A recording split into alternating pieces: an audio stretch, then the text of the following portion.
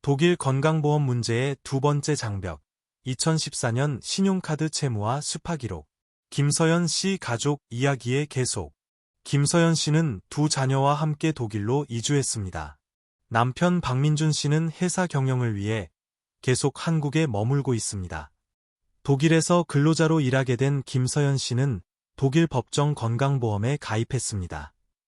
그러나 한국에 거주하는 남편의 소득이 자신보다 높다는 이유로 두 자녀의 무상 가족보험 가입이 거절되었습니다. 자녀들을 법정 건강보험에 자발적 가입자로 등록하려는 시도도 성공하지 못했습니다. 결국 김서연 씨는 두 자녀를 독일 사보험에 가입시키기로 했습니다. 이제 건강보험 문제가 해결될 것으로 생각했지만 가족 앞에는 예상하지 못한 두 번째 장벽이 기다리고 있었습니다. 2014년 독일을 떠날 때 남아있던 1,400유로. 김서연 씨는 약 10년 전 독일에서 경영학을 공부했습니다. 2014년 학업을 거의 마칠 무렵 한국에 있는 가족에게 긴급한 일이 생겼습니다. 김서연 씨는 짧은 시간 안에 집을 정리하고 한국으로 돌아가야 했습니다. 독일에서 출국하면서 주민등록상 전출신고인 거주지 등록 취소도 했습니다. 그러나 독일에서 사용하던 신용카드에 약 1,400유로의 미지급금이 남아있다는 사실을 제대로 확인하지 못했습니다. 해당 금액은 사업이나 회사 활동을 위한 지출이 아니었습니다. 김서연 씨가 유학 중 생활비와 개인적인 목적으로 사용한 금액이었습니다. 김서연 씨는 한국으로 돌아간 뒤 이 문제에 관한 우편이나 이메일을 받았다고 기억하지 못했습니다. 그녀의 설명에 따르면 신용카드사, 채권 추심회사 또는 법원으로부터 지급 독촉, 소송이나 강제 집행에 관한 통지를 받은 적도 없었습니다. 따라서 김서연 씨는 채무가 계속 남아있다는 사실을 전혀 알지 못했습니다. 독일에서 전출신고를 했지만 문제가 끝난 것은 아니었다. 김서연 씨는 독일에서 정상적으로 전출신고를 했기 때문에 독일에서의 모든 계약 관계도 사실상 종료되었을 것이라고 생각했습니다. 그러나 거주지 등록 취소는 독일의 주소 등록을 종료하는 행정 절차일 뿐입니다. 전출신고만으로 신용카드 계약이나 기존 채무가 자동으로 없어지는 것은 아닙니다. 마찬가지로 전출신고가 수파 기록을 자동으로 삭제하는 것도 아닙니다. 다만 전출신고를 했다는 이유만으로 슈파의 법적 저장기간이 무기한 연장되는 것도 아닙니다. 슈파에 어떤 정보가 언제 등록되었는지, 해당 정보가 이후 갱신되었는지, 법원 판결이나 집행권원이 존재하는지 등을 별도로 확인해야 합니다. 김서연 씨의 입장에서는 자신이 독일에 거주하지 않는 동안에도 채무 관련 절차와 신용정보 처리가 계속된 것처럼 보였습니다. 그러나 그것이 모두 법적으로 정당했는지는 아직 확인되지 않았습니다. 1,400유로가 2,400유로 이상으로 증가하다. 김서연 씨가 독일로 돌아와 두 자녀의 사보험을 신청했을 때 보험회사는 그녀의 신용상태를 확인했습니다. 그 과정에서 김서연 씨는 처음으로 과거의 신용카드 채무와 슈파의 부정적인 정보를 알게 되었습니다. 2014년 약 1,400유로였던 금액은 이제 2,400유로 이상으로 증가한 상태였습니다. 김서연 씨는 처음에 이것이 단순한 복리효과, 즉 복리효과 때문이라고 생각했습니다. 그러나 독일 법상 연체이자에 다시 연체이자를 부과하는 것은 원칙적으로 허용되지 않습니다. 따라서 증가한 금액은 다음 항목들로 구성되었을 가능성이 있었습니다. 원래의 신용카드 미지급금 계약에 따른 이자법정 연체이자 지급 독촉, 비용 채권 추심, 비용 변호사, 비용 법원 절차, 비용 주소 확인이나 강제 집행 시도에 따른 비용. 김서연 씨는 채권자에게 2,400유로가 어떻게 계산되었는지 항목별 내역을 요구해야 했습니다. 단순히 최종 금액만 확인하고 즉시 지급해서는 해당 비용이 모두 정당한지 알 수 없었기 때문입니다. 채무는 3년이 지나면 자동으로 없어지는가?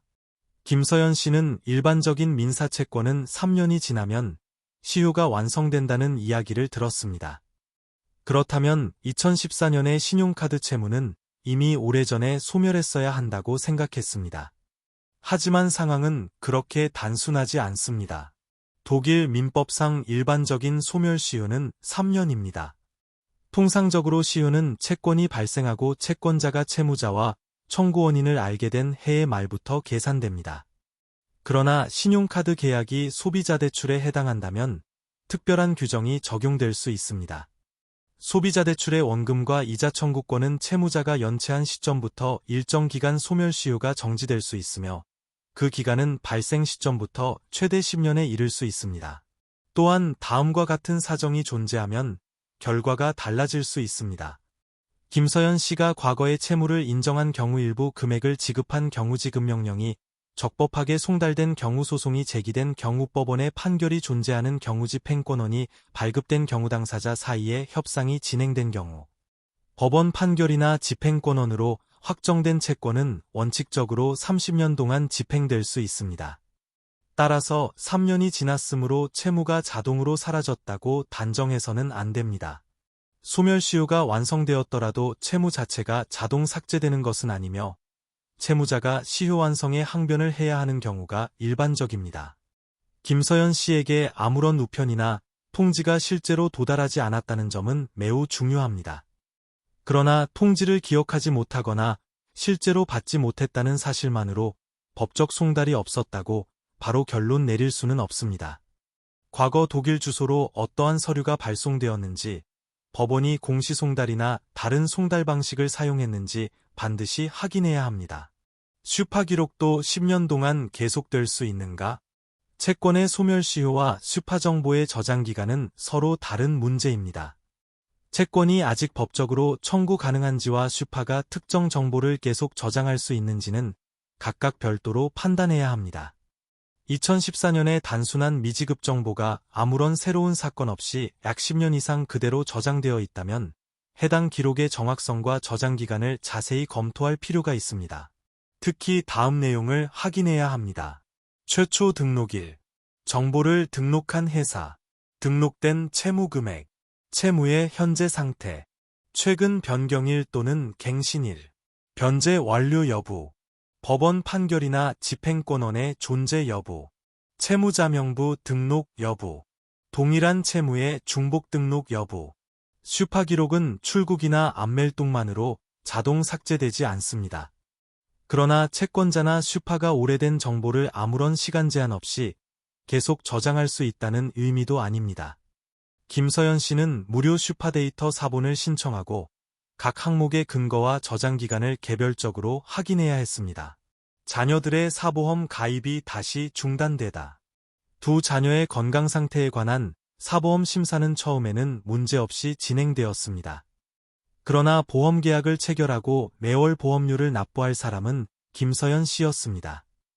보험회사는 그녀의 슈파 기록을 확인한 뒤 일반적인 사보험 상품으로는 당장 자녀들을 받아들이기 어렵다는 입장을 밝혔습니다. 보험회사는 과거 채무가 해결되고 슈파 정보가 정리된 뒤 다시 심사하겠다고 설명했습니다. 김서연 씨는 현재 독일 회사의 정규직 근로자였고 안정적인 급여도 받고 있었습니다. 한국에 있는 남편 박민준 씨 역시 보험료를 부담하거나 여러 달치 보험료를 선납할 의사가 있었습니다. 그럼에도 보험회사는 현재 소득뿐 아니라 과거의 지급 문제와 향후 보험료 납부 위험도 고려했습니다. 다만 이는 일반 사보험 상품에 대한 보험회사의 인수심사였습니다. 자격 요건을 충족하는 사람에게 법적으로 가입권이 인정될 수 있는 바지스 타리프와는 구분해서 검토해야 했습니다. 5달 동안 이어진 서신 교환. 김서연 씨는 신용카드사, 채권 추심회사, 슈파 및 보험회사에 여러 차례 서신을 보냈습니다. 그녀는 다음 자료를 요구했습니다. 2014년에 신용카드 명세서, 원래 계약서와 적용 이율, 채무의 발생일과 연체 시작일, 1,400유로가 2,400유로 이상으로 증가한 계산 내역, 채권 양도에 관한 자료, 과거 지급 독촉 및 송달 증명, 법원 판결이나 집행권원의 존재 여부, 슈파 최초 등록일과 최근 변경일, 슈파 정보의 저장 근거. 김서연 씨는 실제 채무를 회피하려는 것이 아니었습니다. 정당한 원금과 비용이라면 지급할 준비가 되어 있었습니다. 그러나 먼저 채권이 아직 법적으로 청구 가능한지, 추가된 비용이 정당한지, 슈파 정보가 정확한지를 확인해야 했습니다. 이 확인 절차가 진행되는 동안 거의 5달이 지나갔습니다. 두 자녀의 건강보험 문제는 여전히 해결되지 않았습니다. 결론. 김서연 씨의 사례는 독일에서 전출 신고를 했다고 해서 과거의 모든 계약과 채무가 자동으로 종료되는 것은 아니라는 사실을 보여줍니다. 동시에 오래된 채무라고 해서 현재 청구 금액과 슈파 기록이 모두 자동으로 정당한 것도 아닙니다. 2014년에 1,400유로가 2,400유로 이상으로 증가했다면 다음 세 가지를 분리해서 검토해야 합니다. 채권 자체가 아직 시효상 청구 가능한가? 추가된 이자와 비용이 정확하고 적법한가? 슈파 정보의 내용과 저장 기간이 적법한가? 김서연 씨가 아무런 지급 독촉이나 강제집행 통지를 받지 못했다는 점도 조사해야 합니다. 특히 어떤 주소로 언제 어떠한 서류가 송달되었는지를 확인하는 것이 중요합니다. 자녀들의 건강보험 문제를 해결하기 위해서는 슈파 답변만 기다려서는 안 됩니다. 채무와 슈파 기록을 검토하는 동시에 다른 사보험회사, 바지스타리프 및 기존 법정 건강보험 결정에 대한 재검토도 병행해야 합니다. 면책 안내. 이 글은 가상의 사례를 바탕으로 작성된 일반적인 정보입니다. 실제 소멸시효, 이자, 비용, 송달, 슈파 저장 기간 및 보험 가입 권리는 계약서와 법원 자료를 확인한 뒤 개별적으로 판단해야 합니다.